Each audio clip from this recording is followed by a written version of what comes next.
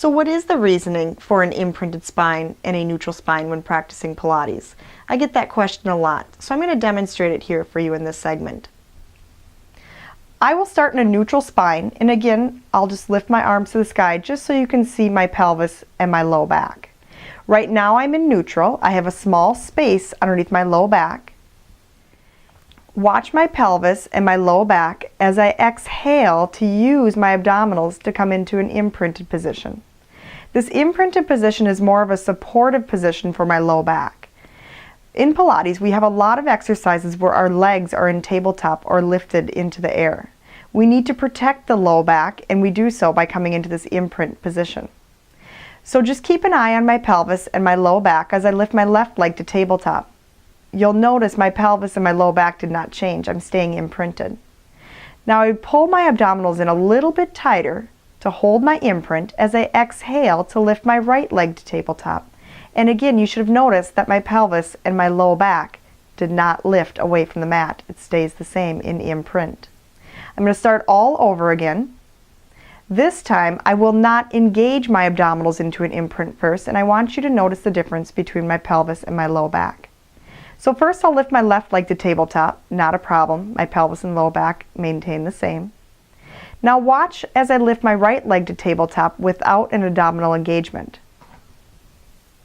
You should have noticed my low back pop up from the mat and my pelvis go into an anterior tilt, which is opposite of a pelvic tilt or an imprint.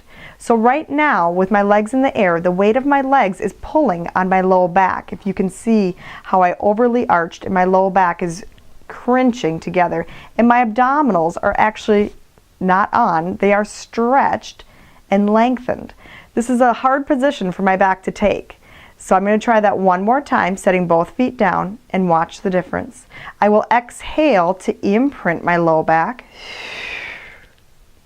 Inhale, I will lift my left leg. Now with a powerful exhale from using the abdominals, I will lift my right leg and stay stable. Now from here I can continue on with my Pilates exercise in a supported position with my low back. And this may look familiar to you. A lot of times in Pilates we do have our legs in tabletop. So before you lift one or both legs up into tabletop, make sure that you have a supported low back by coming into an imprint position first.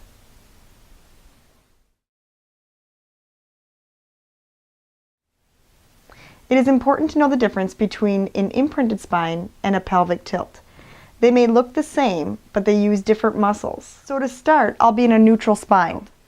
First, let me describe the pelvic tilt.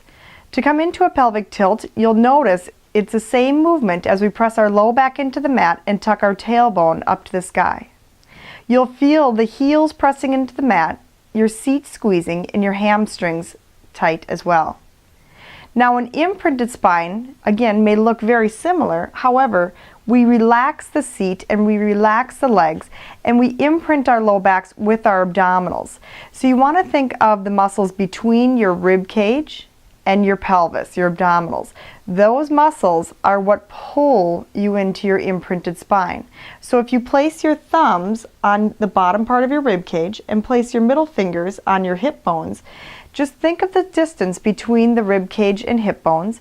As you imprint, you will decrease the distance between your rib cage and hip bones because your abdominals are pulling in tightly. And as you come back to neutral, you'll feel this distance between the rib cage and the hip bones lengthen again. I'll do that again. As you exhale, pull the abdominals tight to the spine so you feel the rib cage melting down towards your hip bones and the hip bones pulling up to your rib cage. It's your abdominals that are performing this movement versus your legs and your seat.